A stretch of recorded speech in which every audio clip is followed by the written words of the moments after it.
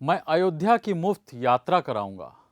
मुझे भगवान कृष्ण ने एक काम देकर धरती पर भेजा है। नोट पर हो लक्ष्मी गणेश की तस्वीर। सुनने में लग सकता है कि ये बातें बीजेपी का कोई नेता कह रहा है। ये तो बीजेपी की कहानी है, लेकिन नहीं, यह है केजरीवाल का था। लेकिन दूसरी तरफ श्री गणेश जी की और श्री लक्ष्मी जी की तस्वीर भारतीय करेंसी के ऊपर लगाई जाए तो केजरीवाल क्यों बन गए हैं भक्त केजरीवाल, और इस भक्ति पर बीजेपी को क्यों है आपत्ति? केजरीवाल का ये रूप उसे संकट क्यों लगता है? वैसे एक संकट बाकी भक्तों के सामने भी खड़ा हो गया है। ज्यादा बुरे और कम बुरे में किसे चुने? तो पहला सवाल है, क्या आम आदमी पार्टी हिंदू आदमी पार्टी बन गई है? हिंदू संगठनों और हिंदुत्व विचारधारा को पसंद आने वाली बातें केजरीवाल की पार्टी की तरफ से पहली बार नहीं कही गई हैं। अभी कुछ दिन पहले ही दिल्ली में बौद्ध धर्म दीक्षा समारोह हुआ। ऐसे कार्यक्रम देश भर में हर साल होते आए हैं। इस कार्यक्रम में बौद्ध धर्म में दीक्षा लेने वाले शपथ लेते हैं कि हिंदू देवी देवताओं को नहीं मानेंगे। इस बार भी यही हुआ। शपथ लेने वालों में केजरीवाल सरकार के मंत्री राजेंद्र गौतम भी थे। इसे लेकर बीजेपी ने बवाल मचाया। ताज्जुब की बात यह थी कि इस मामले में जब राजेंद्र गौतम पर हर तरफ से हमले हो रहे थे तो आम आदमी पार्टी ने उन्हें एकदम अकेला छोड़ दिया। बाद में राजेंद्र गौतम ने मंत्रिपरिषद से इस्तीफा दे दिया। ये हाल तब है जब संविधान की रचना करने वाले बाबा साहब अम्बेडकर ने खुद ये शपथ ली थी।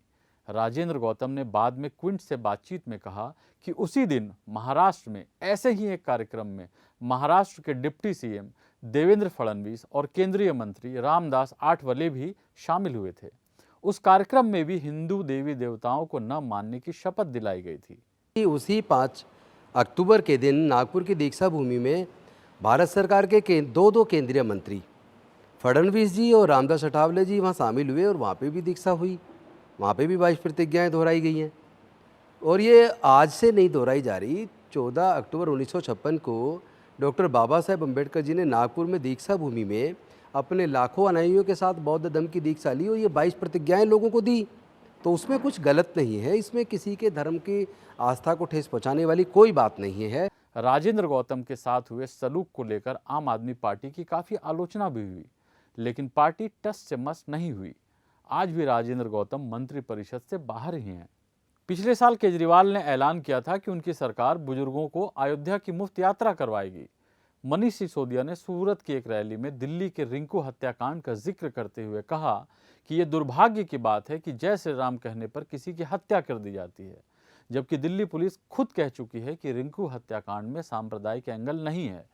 अभी हाल ही में केजरीवाल ने गुजरात की एक रैली में कहा था कि उनके खिलाफ पोस्टर लगाने वाले कंस की औलाद हैं, क्योंकि उनका जन्म कृष्ण जन्माष्टमी के दिन हुआ था। जिस दिन मेरा जन्म हुआ था उस दिन जन्माष्टमी थी, श्री कृष्ण जन्माष्टमी, और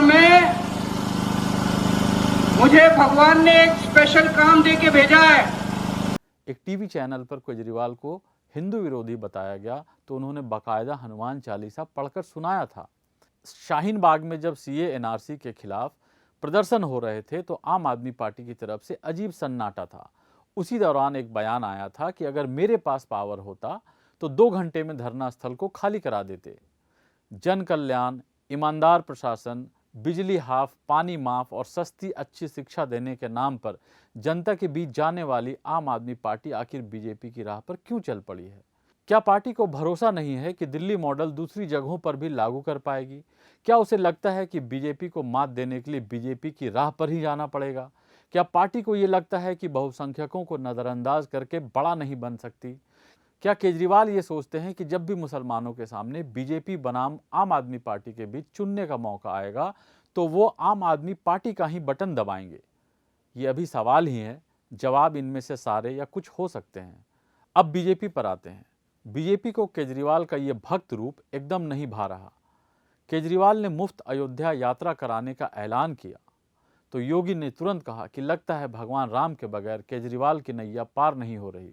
जब केजरीवाल ने नोट पर लक्ष्मी गणेश की मांग उठाई तो बीजेपी ने बाकायदा प्रेस कॉन्फ्रेंस कर इसे ढोंग बताया। आम आदमी पार्टी के संजय सिंह सवाल पूछ चुके हैं कि क्या भगवान राम और मंदिर पर सिर्फ बीजेपी का पेटेंट है? दरअसल सोशल मीडिया पर माहौल बनाने से लेकर मुफ्त की योजनाएं, काम का प्रचार और हिंदुत्व का मुद्दा, इन सब पर आम आदमी पार्टी बीजेपी की राह पर चलती नजर आ रही है। ये काम करके बीजेपी ने खासी कामयाबी पाई है तो उसकी आशंका जायज़ है कि कहीं उसके फॉर्मूले पर आम आदमी पार्टी अपना कद न बढ़ाने लग जाए। बीजेपी की चिंता अपनी जगह है, लेकिन केजरीवाल की रणनीति भी कितना काम आएगी इस पर सवाल है। किसी रेस ट्रैक पर आगे दौड़ रहे धावक के पीछे उसी ट्रैक पर दौड़ने से रेस नहीं जीती जा सकती। अगर रेस जीतनी है तो ट्रैक चेंज करना ही पड़ता है। जिस काम में बीजेपी ने महारत हासिल कर ली है, उसी काम को अब शुरू करके आम आदमी पार्टी कितना आगे जा पाएगी, ये सवाल रहेगा। डुप्लीकेट तो डुप्लीकेट ही रहेगा। डर ये भी है कि ओरिजिनल पहचान ही संकट में ना पड़ जाए। केजरीवाल ने एक नई राजनीति का वादा किया था। जाहिर तौर पर कम से कम 2 राज्यों के लोगों का इस वादे पर दिल आया था। अपने कोर वैल्यू को छोड़कर केजरीवाल आगे जा रहे हैं या पीछे, इस देश में भगवान की पूजा से किसी को क्या आपत्ति हो सकती है। लेकिन लक्ष्मी गणेश की फोटो की मांग करते समय क्या केजरीवाल ने सोचा कि इस धर्मनिरपेक्ष देश में सिर्फ हिंदू नहीं हैं? क्या सोचा कि इस मांग को सुनकर मुस्लिम, सिख, ईसाई, जैन और बौद्ध उनके बारे में क्या सोच रहे होंगे? सियासत की नज़र से कोई कह सकता है कि केजरीवाल बीजेपी को उसी की भाषा में जवाब दे रहे हैं, सियासी पिच पर वही पैतरे अपना रहे हैं जो बीजेपी का ट्रेडमार्क है। कोई तर्क दे सकता है कि बीजेपी का मुकाबला ऐसे ही किया जा सकता है, लेकिन इस युद्ध में जो भी जीते, भारतीय राजनीति को क्या हासिल होगा, बीजेपी या दूसरी बीजेपी? गांधी ने कहा था कि साध्य के साथ साथ साधन भी सही होना चाहिए। मतलब मंजिल अहम है, लेकिन आप उस मंजिल तक किस रास्ते से पहुंचते हैं ये भी उतना ही ज़रूरी है। वैसे ज़्यादा बुरा और कम बुरा, इसमें कौन अच्छा है?